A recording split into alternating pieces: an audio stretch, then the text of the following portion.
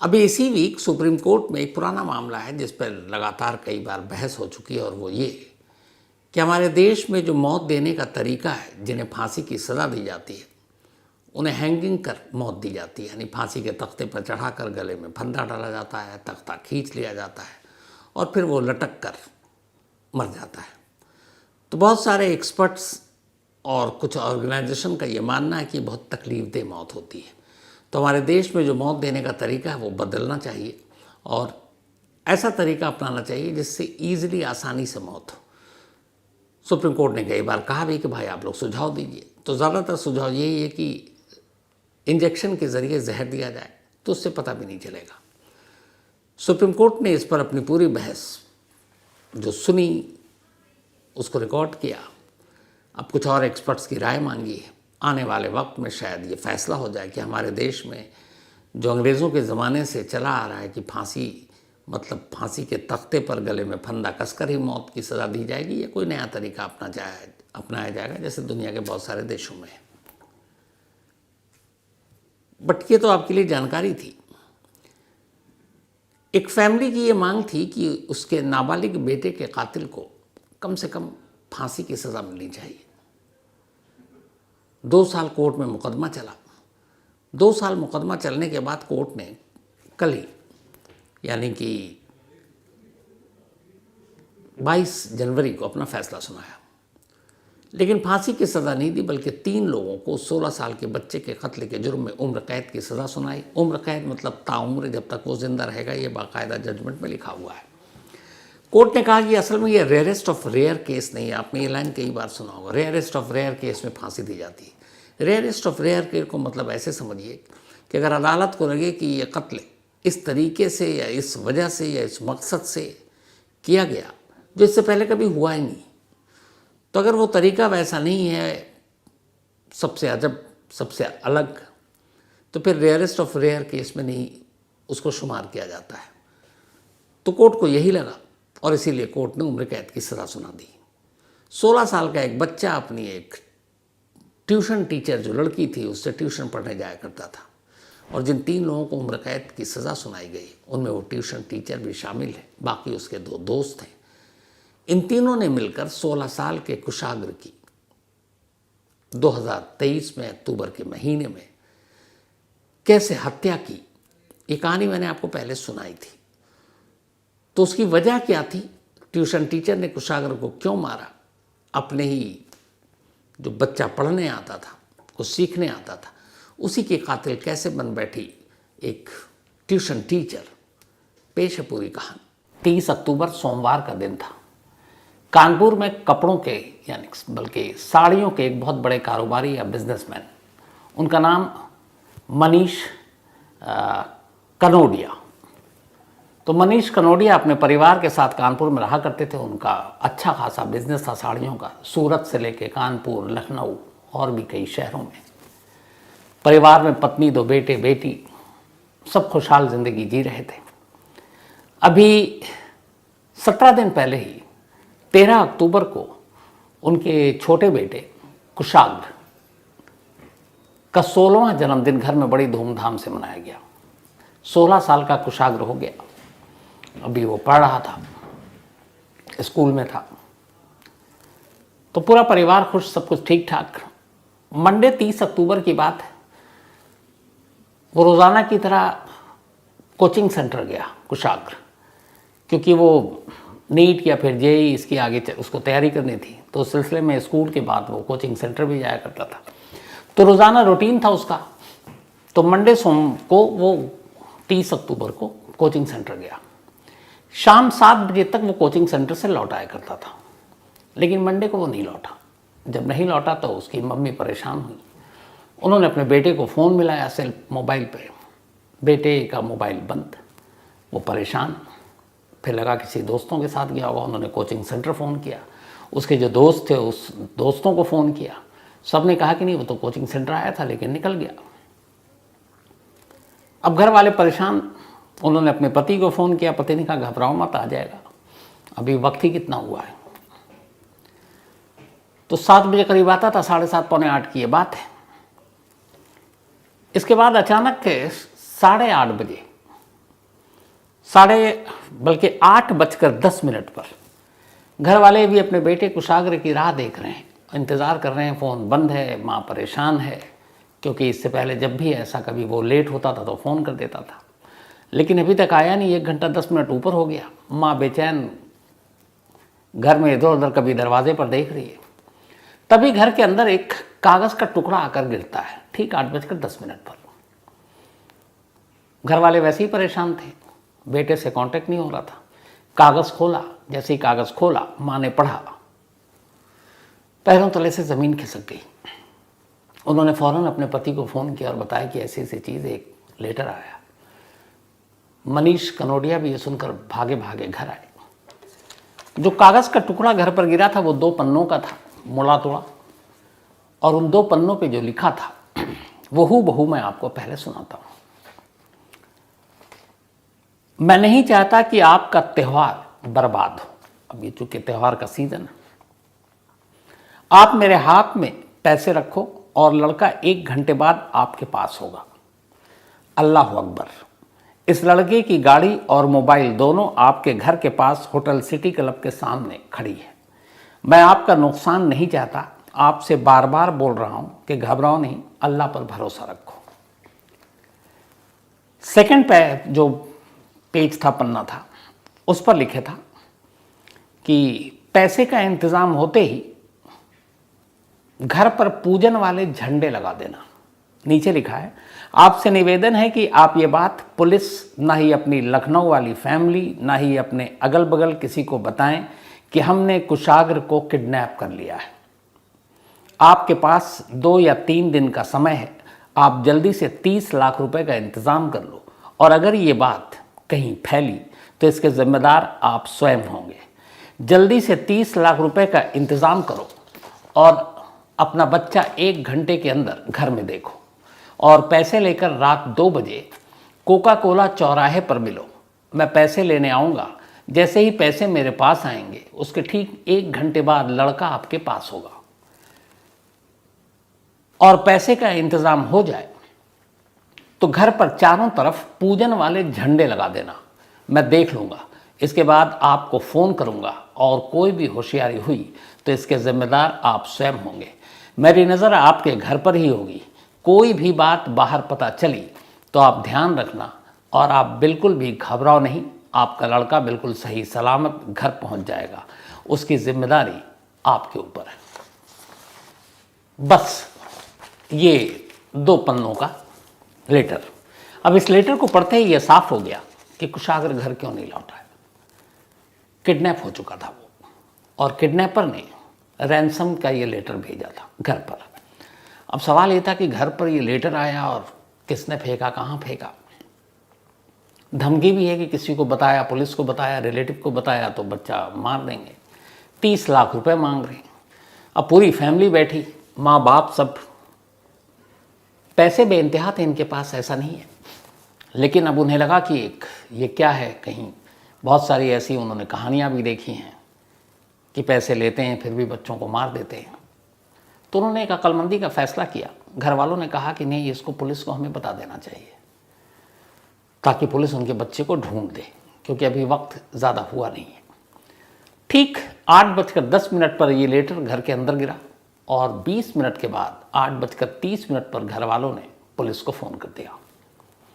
Local police की team तो थोड़ी देर में पहुंच गई, लेकिन 1 घंटे के अंदर अंदर 9:30 पर लखनऊ के जितने आला पुलिस अफसर थे, माइनस कमिश्नर, वो सारे मनीष कनोडिया के घर पर थे। उन्होंने वो लेटर लिया, पूछताछ की, और अब कुशाग्र की तलाश में जुट गए। सबसे पहले उन्होंने पूरा रूटीन पूछा। घर से वो कोचिंग सेंटर तक गया था, कोचिंग सेंटर से फिर वो स्कूटी से आता जाता था। तो कानपुर पुलिस ने अब उस रास्ते में जितने भी स्कूटी, जो सीसीटीवी कैमरे थे, उन सबको तलाशना और देखना शुरू किया। कोचिंग सेंटर में भी टीम गई तो पता चला हाँ वो आया था, वहाँ सीसीटीवी कैमरा लगा हुआ था। तो वहाँ उन्होंने देखा, ये भी दिखाई दिया कि वो अपने स्कूटी से बाहर निकल रहा है, और जो टाइम था उसके बाहर निकलने का था तब वक्त हुआ था 4:15, 4:15 पर कुशाग्र स्कूटी से बाहर निकलता है और जब वो जिस सीसीटीवी कैमरे में दिख रहा है, तभी एक जगह वो स्कूटी रोकता है, एक शख्स उससे लिफ्ट मांगता है। एक दूसरा शख्स अब हेलमेट पहनकर स्कूटी पर बैठ जाता है कुशागर के पीछे। स्कूटी चल पड़ती है। अब उस रास्ते के सारे सीसीटीवी फुटेज को पुलिस ने खंगालना शुरू किया, क्योंकि उन्हें पता था कोचिंग से घर का रूट क्या है, कहाँ कहाँ कैमरे लगे हैं। लेकिन घर की तरफ वो नहीं आया। एक कैमरे ने देखा कि वो घर के दूसरे डायरेक्शन पे जा रहा है। अब वहाँ के कैमरे को खंगाला गया तो देखा गया एक जगह कैमरे में कैद हुआ, 4:15 पे लिफ्ट दी, 4:33 4:33 शाम को एक कैमरा दिखाता है कि अब स्कूटी रुकी हुई है और कुशाग्र और जिसको उसने लिफ्ट दी थी वो आगे आगे चल रहा है, वो पीछे पीछे चल रहा है। वो वीडियो मैं आपको दिखाऊंगा। उसके बाद अब वो पीछे पीछे जाता है। एक और कैमरा कैद करता देखता है कि एक घर है। अब उस घर के अंदर वो लड़का जिसने लिफ्ट ली और कुशाग्र दोनों एंटर करते हैं। पुलिस ने अब आगे का कैमरा देखा तो देखा कि जब घर के अंदर एंटर किए उस वक्त 4:33 हो रहा था। यानी 4:15 पर लिफ्ट लेता है, 4:33 पर कुशाग्र एक घर के अंदर दाखिल होता है। और फिर अब उस घर के अंदर अभी कोई ना आ रहा है ना जा रहा है। लेकिन इसके बाद करीब 39 मिनट के बाद, 4:33 के बाद 39 मिनट बीत गया, 5:12 पर उसी घर से एक शख्स बाहर निकलता है। ये वही शख्स था जो स्कूटी के पीछे बैठा हुआ था। वो बाहर निकलता है, लेकिन अब घर के अंदर से कोई और बाहर नहीं आता ना जाता, कुशाग्र अंदर ही है। 6:50 पर एक कैमरे से फिर पता चलता है कि जो स्कूटी थी कुशाग्र जिस पर बैठा हुआ था, उसको एक शख्स जो सिटी क्लब है उसके बाहर पार्किंग में लगाकर निकल गया 6:50 पर। और इसके बाद 8:10 पर एक लेटर आकर गिरा। 8:30 पर पुलिस को इन्फॉर्म किया गया। 9:30 तक सारे पुलिस वाले मौके पर मौजूद थे। लेकिन घर के अंदर जाना और बाहर निकलना, वो जो 39 मिनट था, उस पर पुलिस ने गौर किया कि वो कुशाग्र अंदर गया और बाहर नहीं आया। तो अब ये सारे सीसीटीवी कैमरे जब मिल गए तो अब उस घर का भी पता था। पुलिस की एक टीम फौरन उस घर पे पहुंची। जब घर के अंदर गई तो बाहर से दरवाज़ा बंद था। पुलिस ने दरवाज़ा तोड़ा, अंदर दाखिल हुई। वो एक छोटा सा कमरा टाइप का था। अंदर जाते ही जो पुलिस ने मंजर देखा वो पुलिस के लिए भी बड़ा अजीब था। कुशाग्र के दोनों हाथ पैर बंद थे, रस्सी से बांधे हुए थे। गले में भी उसके रस्सी बुरी तरह से जकड़ा हुआ था और फर्श पर उसकी लाश पड़ी थी। पुलिस फौरन अब लाश को उठाती है, हॉस्पिटल भेज देती है। उसके बाद पता चला कि ये घर किसका है, तो एक नाम आता है, प्रभात शुक्ला। अब चूँकि आस पड़ोस के लोग बताते हैं, सारे वहाँ पे और भी लोग थे, तो प्रभात शुक्ला का जब नाम सामने आता है तो फिर जो आला अफसर हैं इधर घर पर बैठे हुए हैं वो पता चलता है। तो प्रभात शुक्ला को कुशाग्र के घर वाले जानते थे। वो कहते हैं हाँ, वो हमारे जो कुशाग्र की ट्यूशन टीचर थी रचिता, उसका दोस्त है। अब पुलिस की एक टीम रचिता के घर गई और एक टीम प्रभात शुक्ला की। दोनों को उठाया गया, थाने लाया गया। तब करीब रात के 11 बज रहे थे। यानी 4:15 पर आखिरी बार कुशाग्र देखा गया था, तो उस हिसाब से 6.25 घंटे बीते थे। रात 11 बजे कुशाग्र की किडनैपिंग और कत्ल दोनों की पहली सुलझ चुकी थी, 6.25 घंटे में ही। लेकिन जो किडनैपिंग हुई और जो कत्ल हुआ, उसमें किडनैपर ने सिर्फ 39 मिनट लिए। उसको किडनैप करने के बाद एक कमरे में ले जाने के लिए और फिर कत्ल करने के लिए। इन दोनों से पूछताछ के बाद फिर एक और लड़के को गिरफ्तार किया गया। उसका नाम था शिवा उर्फ आर्य। इसका घर ठीक कुशाग्र के घर के पास था। जो घर के अंदर लेटर फेंका गया था उसी शिवा ने फेंका था, क्योंकि उसी मोहल्ले में रहता था, उसे मालूम था, घर का कोना कोना से वाकिफ था कि कहाँ से उछाल कर फेंकूंगा तो कहाँ गिरेगा। अब पुलिस ने तीनों को गिरफ्तार कर लिया। 39 मिनट की इस किडनैपिंग की पहली सुलझ चुकी थी। लेकिन ये हुआ क्यों? एक 16 साल के बच्चे को अचानक किडनैप किया गया। 30 लाख रुपए रैंसम मांगे गए, लेकिन रैंसम मांगने या रैंसम का लेटर लिखने से पहले ही कुशागर को मार भी दिया गया। तो रैंसम मांगना मकसद था कुशागर की किडनैपिंग या वजह कुछ और थी? क्योंकि ऐसे बहुत सारे केस हैं जिसमें बाद में भी रैंसम मांगा गया, पहले कत्ल कर दिया गया। लेकिन यहाँ ये जिस तरीके से हुआ तो वो क्या रैंसम एक बहाना था, और दूसरा जिस तरीके के लिए किडनैपिंग के लिए जो फिरौती के लिए लेटर लिखा गया, वो लेटर एक भटकाने जैसा था, क्योंकि उस पर अल्लाह अकबर और बाकी ऐसा इस तरह से लिखा गया था ताकि लगे कि कोई टेररिस्ट ग्रुप है या कुछ और है। तो इसीलिए पूरा डाइवर्ट करने के लिए, पुलिस को और फैमिली को गुमराह करने के लिए उसमें जानबूझकर ये सारी लाइनें लिखी गई। लेकिन ये सब क्यों किया? रचिता क्या इसमें कसूरवार थी? इसमें प्रभात का क्या रोल, आर्या का क्या रोल? तो फिर इसकी कहानी शुरू होती है 13 अक्टूबर को, जिस दिन कुशाग्र अपना 16वां जन्मदिन मना रहा था। कुशाग्र को करीब 2019 से 21 तक रचिता ने ट्यूशन दिया था। वो ट्यूशन देने उससे घर जाया करती थी। रचिता हिमाचल प्रदेश की रहने वाली, एक भाई बहन हिमाचल में ही है, लेकिन वो अपने माँ बाप के साथ कानपुर आ गई करीब 7 साल पहले।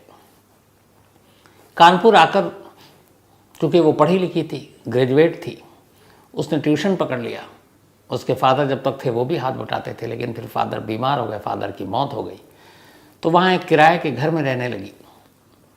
और वो किराए के घर जहाँ वो रहती थी, वो घर था प्रभात शुक्ला का।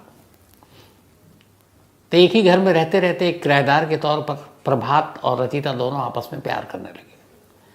कुछ वक्त के बाद रचिता की माँ की भी डेथ हो गई। अब वो बिल्कुल अकेली थी। माँ बाप दोनों का साया सर से उठ चुका था। एक भाई बहन हिमाचल में थे, वो यहाँ अलग थी। तो जब माँ की भी डेथ हो गई तो फिर प्रभात का उसने घर छोड़ दिया और एक थोड़ी दूर पर और कोई और कमरा किराए पर लेकर रचिता अकेले रहने लगी। लेकिन दोनों के रिश्ते ऐसे थे कि दोनों एक दूसरे से प्यार करते थे। बीच बीच में रचिता आ जाती और प्रभात के घर पर भी रुकती। घर वाले कुछ नहीं कहते, लेकिन मोहल्ले वाले टोकते। एक तरह से दोनों लिव इन में रहते थे और शादी करना चाहते थे। जो प्रभात था उसने भी बीएससी कर रखा था, छोटे मोटे काम किया करता था, लेकिन उसका ये था कि अगर शादी करेंगे तो गाड़ी होनी चाहिए, अच्छा घर होना चाहिए, अच्छी जगह हनीमून मनाएंगे। वो इतने पैसे थे नहीं। रचिता ट्यूशन से जो कमाती थी उसी का खर्च पूरा नहीं हो पाता था, तो पैसों की तंगी थी और इस वजह से शादी लगातार डिले हो रहा था। लेकिन दोनों को शादी करना था। इस दौरान में रचिता कुशाग्र के घर पर ट्यूशन दिया करती थी, तो ट्यूशन देते देते कुशाग्र के परिवार के लोग उसके बहुत करीब आ गए। कुशाग्र के मम्मी, उनके पापा, उन्हें जब ये भी पता चला कि ये बच्ची अनाथ है, तो उन्होंने ये भी कहा था एक बार उससे कि तुम हमारी बेटी जैसी हो। कुशाग्र की माँ ने कहा, और ज़िंदगी में कभी भी तुम्हारी जब शादी होगी तो चिंता मत करो, कुशाग्र के पापा जो है वो तुम्हारा कन्यादान करेंगे और तुम्हारी शादी में अगर 20-30 लाख रुपया खर्च होगा तो हम देंगे। ये कुशाग्र की माँ ने बहुत पहले कहा था, क्योंकि वो एक फैमिली मेम्बर की तरह थी। इसीलिए जब 2021 के बाद ट्यूशन बंद हो गया, क्योंकि वो कोचिंग सेंटर ज्वाइन कर लिया था उसने, तो भी कई बार रचिता घर आया करती थी। आना जाना था, एक बेटी की जैसा मानते थे वो लोग। 13 अक्टूबर को कुशाग्र का बर्थडे था, तो घर वालों ने रचिता को भी बुलाया कि उनके बेटे की टीचर है। रचिता ने कहा कि चलो प्रभात, तुम भी मेरे साथ चलो। प्रभात ने कहा चलो। अब ये दोनों पहुंच गए। जब वहाँ गए और उन्होंने कुशाग्र के घर के जलवे देखे, शान शौकत देखी, तो अचानक प्रभात के दिमाग में आया कि कुशाग्र का एक तो बर्थडे है, इतना लाडला है, अगर इसको किडनैप कर लेते हैं और बदले में 30 लाख रुपए मांगते हैं, तो इनके लिए 30 लाख रुपए कुछ है ही नहीं, क्योंकि सारी रिपोर्ट रचिता दे चुकी थी कि घर में कितना कैश होता है, कितने पैसे होते हैं। तो 13 अक्टूबर कुशाग्र के बर्थडे के दिन ही रचिता और प्रभात ने ये फैसला कर लिया कि कुशाग्र को किडनैप करेंगे। अब रचिता अभी तक यही थी कि किडनैप करेंगे, लेकिन इसी बीच में बाद में पता चला कि प्रभात के मन में एक और बात थी। प्रभात को ये भी शक था कि ट्यूशन पढ़ने के दौरान और पढ़ाने के दौरान कुशाग्र रचिता के करीब आ गया था, जबकि कुशाग्र 16 साल का, रचिता करीब 25-26 साल की उम्र का, काफ़ी फासला। लेकिन प्रभात को ये डाउट था, ये शक था, तो वो कुशाग्र से एक तरह से नफरत भी करता था। लेकिन इधर रचिता अभी तक ये थी कि किडनैप करेंगे, पैसे मिलेंगे। उधर प्रभात के दिमाग में कुछ और चल रहा है कि पैसे भी मिलेंगे और बदला भी लूँगा। ये सारी चीज़ें करने के बाद उन्होंने कहा कि अब इस घर के आसपास की कोई इन्फॉर्मेशन दे, उसके लिए किसी और को भी इस साजिश में शामिल करना है। तब फिर उनकी नज़र में एक शिवा आया, जो प्रभात का दोस्त था, आर्या, शिवा उर्फ आर्या। वो कुशाग्र के घर के पास ही रहा करता था, तो उसने उस प्लान में उसको भी शामिल कर लिया। इसके बाद उन्होंने पूरी रैकी की, कितने बजे ये जाता है कोचिंग के लिए, कितने बजे घर लौटता है, स्कूटी से जाता है, घर की रास्ते में क्या क्या है। और चूंकि वो बर्थडे में गया था तो प्रभात उसको, कुशाग्र भी उसको जानता था।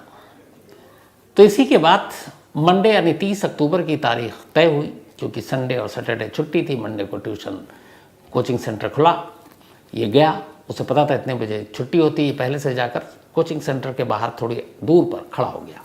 जैसे ही कुशाग्र अपनी स्कूटी लेकर आया, इसने हाथ दिया, वो पहचान गया। उसने कहा कि मेरी गाड़ी ख़राब है, क्या तुम मुझे छोड़ दोगे? कुशाग्र इन सारी चीज़ों से बेखबर उसके पीछे उसने बैठा लिया उसको। फिर वो उसको घर तक ले गया, तो उसने कहा कि 1 मिनट मेरा कमरा भी देख लो। कुशाग्र इससे भी अनजान 16 साल का बच्चा, वो कमरे के अंदर गया। जैसे ही कमरे के अंदर गया, उसने उस पर हमला कर दिया, गले में उसके फंदा डाला और गला जोर से घोटना शुरू कर दिया। थोड़ी देर में कुशाग्र की मौत हो गई। फिर उसके हाथ पैर बांधे, और ये सारी चीज़ों में उसको जो लगा, 4:15 पर कमरे के, मतलब उसको वहाँ स्कूटी पर बैठा था, 4:33 पर ये घर के अंदर था और 5:12 पे बाहर निकला, यानी कि कुल 39 मिनट। ये सब कुछ करने के बाद फिर वो वहाँ से निकल गया। इस दौरान में अब उसने शिवा को मैसेज किया कि काम हो गया है, तुम वो रैंसम लेटर फेंक दो। शिवा ने अंधेरा होने का इंतज़ार किया। जब अंधेरा हो गया तो वो घर के एक हिस्से से उसने ऐसी जगह, वो 2 पन्नों का जो फिरौती की का नोट था, रैंसम लेटर, वो घर के अंदर फेंक दिया। घर वालों ने उठा लिया। उसके बाद ये सारी चीज़ें आई। जब इस कत्ल की पहली सुलझी और घर वालों को पता चला कि प्रभात और रचिता जानते हैं, तब भी कुशाग्र की माँ क्या कह रही थी। एक तो मौत की खबर से वो वैसी टूट गई थी, पागलों की तरह रो रही थी, लेकिन उसने कहा कि नहीं, पुलिस से कह रही है आप लोगों से गलतफहमी या गलती हो गई है, रचिता ऐसी नहीं कर सकती, वो हमारी बिटिया जैसी है, हमने तो उससे वादा किया है कि हम उसकी शादी कराएंगे, कुशाग्र के पिता उसका कन्यादान करेंगे, वो ऐसा नहीं कर सकती। लेकिन जब सारे सबूत दिखाए गए तब भी उसे यकीन नहीं था कि जिस लड़की पर इतना भरोसा किया, जिस लड़की को अपनी बेटी मानी क्योंकि वो अनाथ थी, उसी ने उसके गोद को उजाड़ दिया। इन दोनों ने जब ये प्लानिंग की थी, प्लानिंग कितनी पक्की थी कि मारना है और किडनैप करना है, उसका अंदाज़ा इससे लगाइए कि मंडे को ये सारी चीज़ें हुई, उससे पिछले हफ्ते वालों रचिता और प्रभात कानपुर के एक शोरूम में गए कार के, और उन्होंने कहा कि जो 30 लाख मिलेंगे, सब कुछ हिसाब कर रखा था, उनमें से ये करीब 6 से 7 लाख की एक कार आएगी, ये कार लेंगे। उन्होंने वो कार देख के फाइनल कर ली और उन्होंने कहा हम नेक्स्ट वीक आके आपको एडवांस दे देंगे। जो अपने पेपर थे कार खरीदने के लिए चाहिए होता, आधार कार्ड, ये वो, उस सब की कॉपी भी दे दी शोरूम वालों को कि ये आप कागजात तैयार कीजिए, हम नेक्स्ट वीक आकर आपको पैसे देंगे। इसलिए कि उसे पता था मंडे को किडनैप करेंगे, 30 लाख मिलेगा, नेक्स्ट डे जाकर कार वार बुक कर लेंगे, इसके बाद शादी करेंगे। शादी के बाद इन लोगों को हिमाचल प्रदेश जाना था हनीमून मनाने, जहाँ की रचिता रहने वाली थी। लेकिन कुल मिलाकर देखें तो 7 घंटा, और उन 7 घंटों में भी देखें तो सिर्फ 39 मिनट में एक किडनैपिंग होता है, कत्ल होता है, और फिर अगले 7 घंटे के अंदर वो केस सुलझ भी जाता है। तो एक बेहद अफसोसनाक कहानी कानपुर की, और इसीलिए कहते हैं कई बार, हालांकि ये गलती मैं भी करता हूँ, क्या करें, मुझे लगता है ज़्यादातर लोग करते हैं, क्योंकि हम सब इंसान हैं, किसी पर बहुत ज़्यादा भरोसा नहीं करना चाहिए। अब ये कहूँ कि अनजान पर, तो यहाँ तो ऐसी ऐसी कहानी और दास्तानें हैं कि अपने ही जो, जिन पे हम भरोसा करते हैं, जो हमारे इर्द गिर्द होते हैं, हमारे रिश्तेदार, हमारे दोस्त, हमारे पड़ोसी, कई बार वही पीठ पर खंजर घोंप कर निकल जाते हैं। तो फिर अनजानों के बारे में क्या कहूँ। लेकिन हाँ, कोशिश ये करनी चाहिए हमेशा कि कभी भी किसी के ऊपर इतना अंधा विश्वास नहीं करना चाहिए। करें, उसकी भलाई भी करें, सब कुछ करें, लेकिन एक दायरे में रहकर, अपने आप को सिक्योर करके। अनजान लोगों के सामने अपनी बहुत सारी चीज़ें, अपने बहुत सारे राज, अपने घरेलू बातें, आपके पैसे, आपके बैंक बैलेंस, आपके बिजनेस में कैसा चल रहा है, कितना कमाते हैं, कितना बचाते हैं, कितना घर में रखते हैं, कितना बैंक में रखते हैं, ये वो चीज़ें हैं जो मुझे लगता है कि आपको अनजान लोगों तो छोड़िए, अपने बहुत करीबी लोगों को भी नहीं बताना चाहिए, सिवाय घर के लोगों के। पता नहीं होना चाहिए कब किसका मतलब किसकी नीयत बिगड़ जाए, कब किसके दिमाग में क्या खुराफात आ जाए, कुछ पता नहीं। हालांकि ये बात सिर्फ 30 लाख की थी, लेकिन 30 लाख के एवज़ में जिस तरीके से एक 16 साल के बच्चे की जान गई, उसके परिवार जब तक जिंदा रहेगा ये गम, ये टीस हमेशा उसके सीने में रहेंगे। और कमाल देखिए ऊपर से ये कि 30 लाख के लालच में रचयिता ने जो किया, वो कुशाग्र के माँ बाप वैसे ही उसको देने वाले थे, लेकिन अब न पैसे मिले, न शादी हो पाएगी, और सारी उम्र कम से कम जेल में तो कटेगी। काश जुर्म करने से पहले ये लोग थोड़ा सा सोच लें, तो ऐसा ना करें। लेकिन वही होता है कि जब जुर्म करने इंसान जाता है तब ये सारी चीज़ें नहीं सोचता, तब सिर्फ दिमाग में वही चीज़ें घूमती रहती हैं। तो आज कहानी में इतनी ही। अब आपसे मुलाकात होगी कल रात 9 बजे किसी नई कहानी के साथ। तब तक अपना ख्याल रखिएगा। Thank you very much.